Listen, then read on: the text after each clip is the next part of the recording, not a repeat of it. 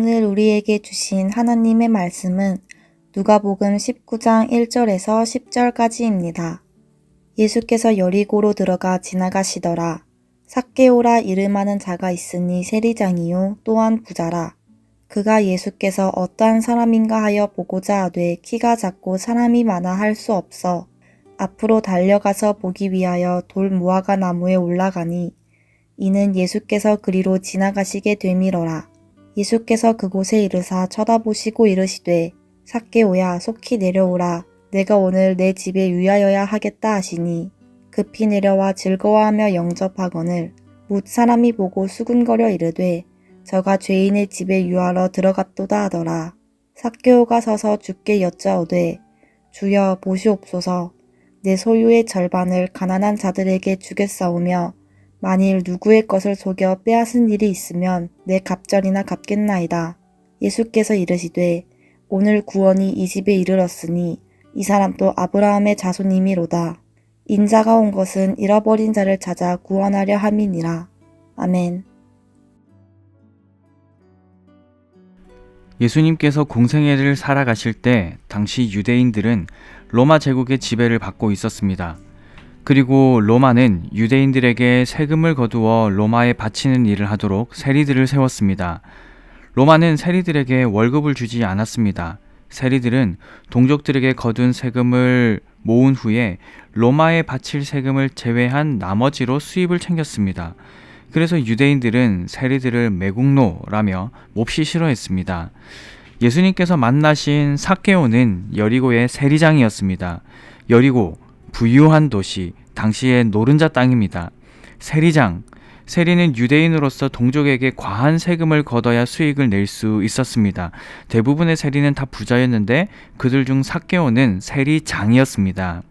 부자, 부유한 도시 여리고에서 세리장을 하고 있었기에 삭개오는 큰 부자였습니다.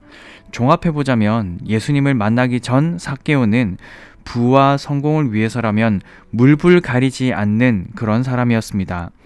세리들이 부자가 되려면 어떻게 해야 할까요? 세금을 많이 거두면 되겠지요. 속이고 빼앗아야 부자가 될 수 있었습니다. 당시 세리장이었던 삭개오는 부자였습니다. 나쁜 짓을 많이 했다는 말이지요. 사람들이 삭개오를 좋아했을까요? 싫어했을까요? 당연히 싫어했습니다. 당시 세리는 또 똑똑한 사람들이었습니다. 적어도 3개 국어는 능숙하게 할 수 있어야 했습니다. 모국어인 히브리어, 생활 언어인 아람어, 그리고 헬라어를 능숙하게 구사하고 문서로 작성할 줄 알아야 했습니다. 또 세금을 정확하게 정산해야 했으니 머리가 좋았겠지요. 어떻습니까, 여러분? 비록 동족들에게 인정받진 못하지만 똑똑하고 부자입니다. 뭇 사람들이 머리를 조아렸겠지요. 다 이루었습니까? 만족했을까요? 삭개오의 삶은 그런 만족스러운 삶이 아니었습니다. 다 이루온 것 같지만 뭔가 모를 허전함이 있었습니다. 삭개오는 늘 공허함을 갖고 살아갔을 것입니다. 그러다가 예수님에 대한 소문을 듣게 되었고 사회적으로 소외된 자들을 친절히 대하시는 그 예수님의 소식을 들었습니다. 또 그분의 제자 중에는 세리 마태도 있었다고 하니 꼭 한번 만나 뵙고 싶었습니다. 어느 날 예수님이 자기 동네를 지나가신다는 소식을 들었습니다. 삭개오는 예수님을 보고 싶었습니다. 그러나 너무 많은 무리들이 예수님을 보기 위해 모였습니다. 키가 작은 삭개오는 아무것도 보이지 않았죠. 무리를 뚫고 나가는 것도 힘들었습니다. 가뜩이나 싫어하는 삭개오를 무리들이 곱게 봐주고 길을 터줄 리가 없지요. 하는 수 없이 삭개오는 나무를 올라가기로 합니다. 당시 가장 흔했던 돌 무화과 나무 위로 올라가는데요. 그리고는 설레는 마음으로 예수님을 계속 찾았습니다. 그때 예수님께서 삭개오를 향해 말씀하셨습니다. 삭개오야, 속히 내려오라. 내가 오늘 너희 집에 머물러야 하겠다. 지금껏 자신을 이렇게 따뜻하게 불러준 사람은 없었습니다. 그런데 예수님은 삭개오를 친근하고 또 포근하게 불러주셨습니다. 주변 사람들은 어떻게 예수님이 저런 죄인 중에서도 악질적인 죄인과 함께 하신단 말인가 하며 혀를 끌끌 찼습니다. 그러나 예수님은 그들의 시선은 아랑곳하지 않고 삭개오를 만나주셨습니다. 5절에 삭개오야 속히 내려오라. 오늘 내 집에 유해야 하겠다. 속히 내려오라 하셔서 급히 내려옵니다. 그리고 6절을 보십시오. 급히 내려와 즐거워하며 영접하거늘. 급히 내려왔죠. 그리고 삭개오는 즐거워했습니다. 삭개오의 마음에 공허함이 있었고 그 공허함을 예수님을 영접함으로 채웠던 것입니다. 예수님이 삭개오와 대화를 나누실 뿐 아니라 그의 집에 간다고 하니 주변 사람들이 더욱 수군거리기 시작합니다. 저가 죄인의 집에 유하러 들어갔도다. 사람들의 불평이 그리 당황스럽거나 놀라운 것은 아니지요. 왜냐하면 삭개오는 모든 국민들이 싫어하는 매국노이며 변절자입니다. 저주받아 마땅하다고 생각하는 이 사람을 예수님이 선대하시니 황당한 것입니다. 사실은 세리 마태를 제자로 받으실 때도 주변 사람들에게 동일한 평가를 들으셨습니다. 마태복음 9장 11절에 바리새인들이 보고 그의 제자들에게 이르되 어찌하여 너희 선생은 세리와 죄인들과 함께 잡수시느냐? 불결하게 말이야. 이런 뉘앙스가 담겨 있지요. 그때 예수님께서 이렇게 말씀하셨습니다. 마태복음 9장 12절에서 13절인데요. 예수께서 들으시고 이르시되 건강한 자에게는 의사가 쓸데없고 병든 자에게라야 쓸데있느니라. 너희는 가서 내가 긍휼을 원하고 제사를 원하지 아니하노라 하신 뜻이 무엇인지 배우라. 나는 의인을 부르러 온 것이 아니요 죄인을 부르러 왔노라 하시니라. 예수님은 늘 그러셨습니다. 자신이 의롭다고 자부하는 사람들을 부르시지 않으셨습니다. 자신이 죄인이라고 생각하는 사람들을 부르셨습니다.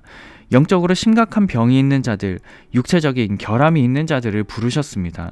사람들이 보기에 별 볼 일 없는 자들에게 지극정성으로 선대하셨습니다.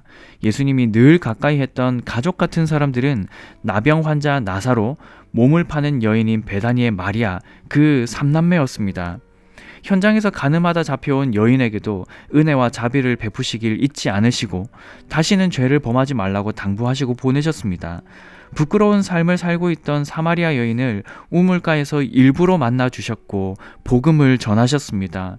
날 때부터 장애를 가지고 있던 수많은 병자들, 세상 사람들은 대체 저 사람은 왜 저런 장애를 갖고 태어나 살아가나?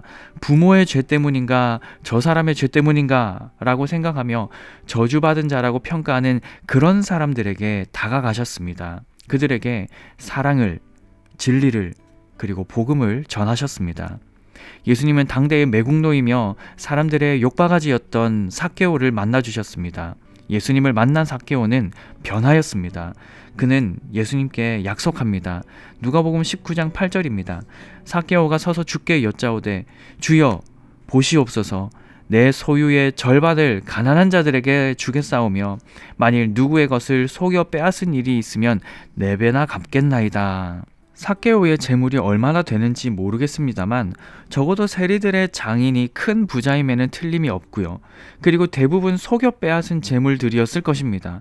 그런데 절반은 가난한 자들에게 나눠주고 나머지 중에 속여 빼앗은 일이 있으면 4배나 더해서 갚겠다라고 합니다.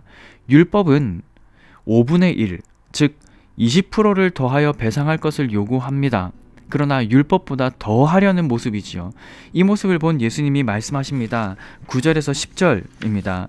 예수께서 이르시되 오늘 구원이 이 집에 이르렀으니 이 사람도 아브라함의 자손이미로다. 인자가 온 것은 잃어버린 자를 찾아 구원하려 함이니라. 부자, 매국노, 배신자, 변절자, 사회 악, 모든 사람들이 손가락질하는 이 아웃사이더인 삭개오에게 놀라운 구원의 은혜가 임하였습니다. 한 사람이 겹칩니다. 누가복음 18장 18절 이하에 기록된 부자 청년입니다. 이 두 사람은 묘하게 오버랩되면서 극명한 차이를 드러내고 있습니다. 부자 청년은 젊은 나이에 많은 부를 축적하였습니다. 관원이었습니다. 젊은 나이에 명예를 가진 것이죠. 그는 하나님의 계명도 잘 지킨다고 자부할 만큼 나름대로 바르게 사는 사람이었습니다. 어려서부터 잘 지켰다고 말하지요. 부와 명예와 경건, 모든 것을 다 갖춘 사람입니다. 주변 사람들은 이 사람이야말로 하나님께로부터 큰 복을 얻은 사람이라고 생각했습니다. 이런 사람이야말로 영생과 구원을 얻을 만한 사람이라고 생각했습니다. 그러나 부자 청년은 예수님과의 대화를 통해 철저하게 깨어졌습니다. 주변 사람들의 생각과는 달리 부자 청년에게는 구원이 허락되지 않았습니다. 왜냐하면 부자 청년은 예수님보다 자신이 쌓은 재물과 명성을 더 중요하게 여겼기 때문입니다. 그는 재물을 사랑하기 때문에 근심하며 떠나갔습니다. 그에게는 영생, 곧 구원이 허락되지 않았습니다. 예수님은 참으로 안타까워하시며 말씀하셨죠. 부자가 하늘나라에 들어가는 것은 정말 어렵다고 말입니다. 마치 낙타가 바늘구멍에 들어가는 것보다 더 어렵다고 하셨습니다. 제자들은 의아했습니다. 도대체 저런 사람이 아니면 누가 구원을 얻을 수 있습니까? 하나님께서 큰 복을 주어서 젊은 나이에 부자가 되고 관원이 되며 종교적 열심도 있는 저런 장래가 촉망받는 사람이 아니고 도대체 누가 구원을 얻을 수 있다는 말인지 이해가 되지 않았습니다. 그때 주님은 말씀하셨지요.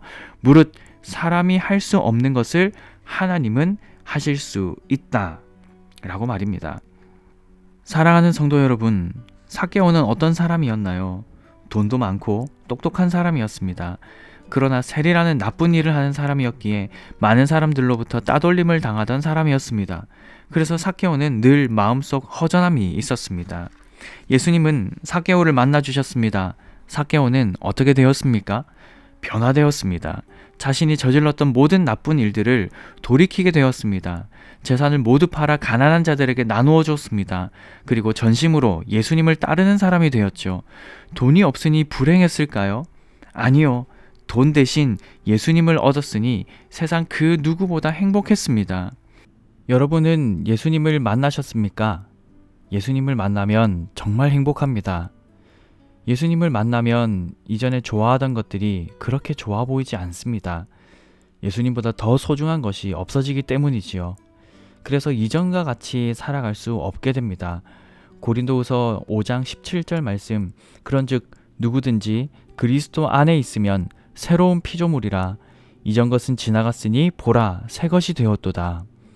삭개오는 예수님을 만나 참 행복을 얻었습니다. 구원이 그의 집에 임하였고 하나님의 자녀가 되었습니다. 바늘 구멍을 통과한 부자가 되었지요. 여러분도 그 예수님을 만나시고 예수님 안에 있는 귀한 보물을 얻으시기 바랍니다. 오늘이라는 귀한 하루, 오늘도 우리를 사랑하시는 귀하신 주님과 동행하는 하루 되시길 삼위 하나님의 이름으로 간절히 축복합니다. 오늘 아침에 함께 기도하실 기도 제목입니다. 먼저 말씀을 기억하며 이렇게 기도하겠습니다. 세상 그 어떤 것보다 예수님을 사랑하며 살아가게 하소서. 다음으로 주일 예배를 위해서 기도하겠습니다.